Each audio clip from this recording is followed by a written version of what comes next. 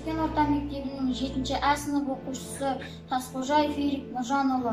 Жамбыл атамыздың 75 жылдығына өткізіліп жатқан жыр шеруін Тәжмахан Мөлдірден қабыл аламын. 5-ші А сынып оқушысы Баймұхамед Аружанға жолдаймын. Майданға хат.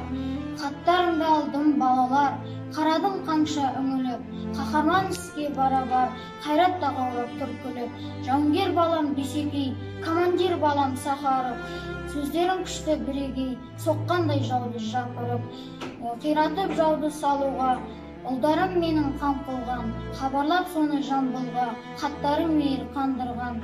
Құртамыз жауды депсіңдер, алынар ұпай одан кеп, күтемін жәке, жыр жібер, береді бізге ол күні.